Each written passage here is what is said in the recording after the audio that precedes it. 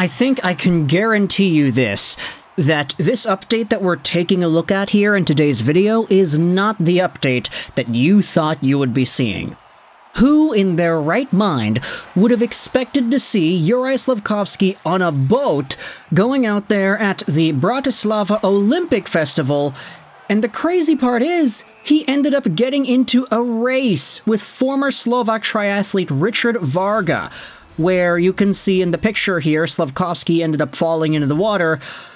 Yeah, that's kind of tough, eh? At least he was okay, or at least it looked like it. He got saved, and he was kind of catching his breath afterwards, but yeah, that's what Slafkovsky is up to in the offseason, folks. He's going out there and learning how to canoe, albeit maybe very poorly. I mean, look at the way the guy fell into the water. He totally lost his balance, but either way, whilst celebrating the Olympic Games in Bratislava, Slovakia, there were a few really interesting quotes from Slafkovsky that were brought up after the fact.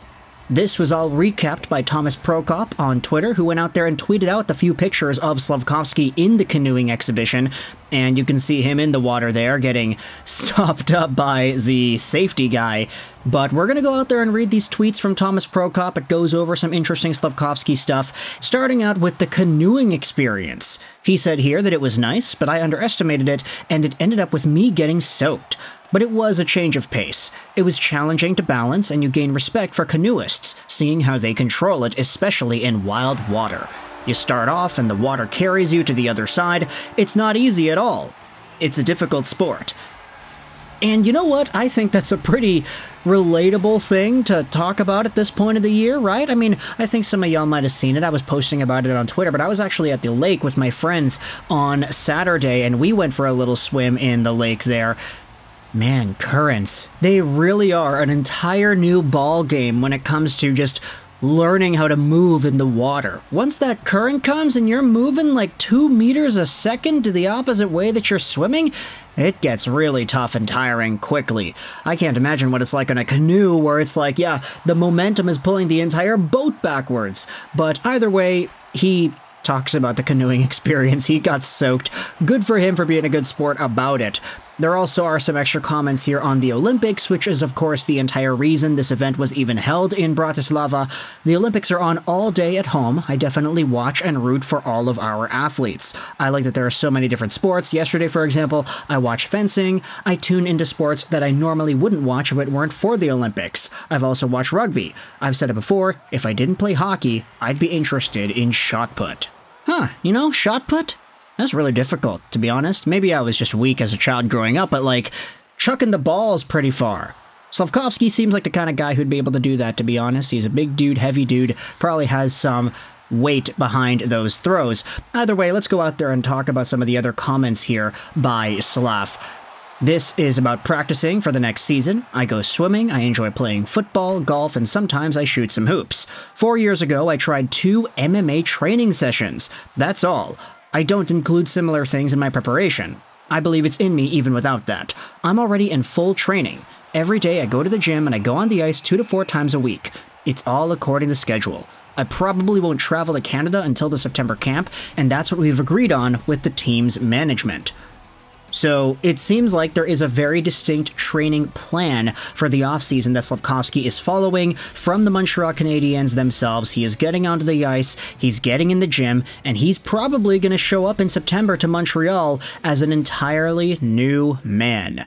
Okay, maybe that's a little bit dramatic, but if he's able to really utilize this off-season training to his maximum capacity, especially as a guy who's only like 19, 20 years old. There's still a lot of growth to be had there in your early 20s, and Slafkovsky expanding on and maximizing that growth seems like a pretty good deal here in the summer. Then you had yourselves another comment here about the Olympic qualification for the Slovaks men's ice hockey team. I'm ready to represent my country at the Olympic qualifications, but this decision is not up to me. The Montreal Canadiens management will decide whether I will participate. They have a say on how they see it. And you know what I really like about that comment? It's very team-focused. It's not, oh yeah, I'm going to immediately go. It's, okay, I would like to go, but I can't go if the Montreal Canadiens don't allow me. If they allow me, then okay, great, I'll go. But at the end of the day, I'm a player for the Habs, and the Habs come first. What they decide for me is ultimately what I will go with. And I really, really appreciate that Juraj Slafkovsky has bought in to this entire team-first mentality that the Montreal Canadiens have bolstered up. You know, ever since Shea Weber and Carey Price were on the team, I feel like that's when the culture really shifted and allowed guys like Brendan Gallagher and Josh Anderson to buy into that idea. And eventually, with the younger guys of the team now, Suzuki, Caulfield, Slafkovsky, you're seeing a lot of that carry itself forward in 2024. Heck, speaking about Suzuki and Caulfield, they're hanging out too, and posting pictures and stuff on Instagram of them having a good time, so a lot of Canadiens fans have been getting good content this summer. Now, of course, with Juraj Slafkovsky getting into a boat and falling over, that adds into it even more, but when it comes to the Olympic game qualifiers, I mean, Slafkovsky kind of has to go, right? If Team Slovakia wants to have a chance at having any sort of a meaningful presence at the tournament, Slafkovsky was super good in all of the international scenes that he had been in the past for Team Slovakia too, so losing out on Slav would be a huge hit to Team Slovakia, and I think for the Montreal Canadiens, if they can acknowledge that, hey, it's in August, the entire thing will be maybe not the most intense hockey in the world. Slovakia is probably going to get themselves a spot in the Olympics in 2026 anyway, so these qualifiers, it's not going to be too hard on the guy.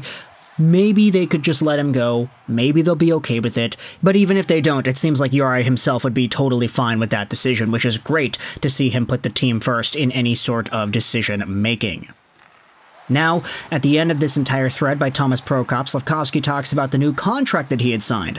He says that he's happy with it, but that he hasn't thought about it deeply yet. Maybe that will come later. First and foremost, I have to prove to everyone that I deserve such money. We have a long-term plan, and we want to perform better in the near future. This is really, really great. Imagine talking about the team-first mentality when all of a sudden he's like, hey, he's making $7 million, he had signed that huge extension, but his first thought is, I have to prove to everybody that I actually am worth it. Everybody's talking about how this contract is a steal and how the guy's going to get better and how he's going to outperform it and how he's going to be so much more valuable to the Habs than a $7 million AAV, but Slafkovsky's first thought is, okay, I have to first work up to being a $7 million AAV player in the first place. I'm not going to take a look at this and say, oh yeah, I got the bag, baby, yeah, everything's good. No, I have to prove myself.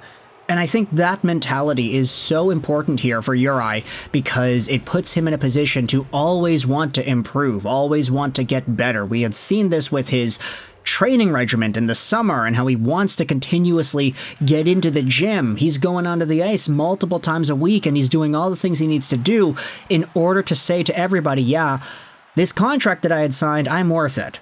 Don't worry, fam, I'm actually worth it. So let me know your thoughts in the comment section below about this Juraj Slafkovsky update, from him getting into a boat, from him falling over, him talking about the Olympics, and all the other comments that he had made regarding the Canadiens, his contract, where the team is going, and all his thoughts about that. I hope you enjoyed this video, and bye.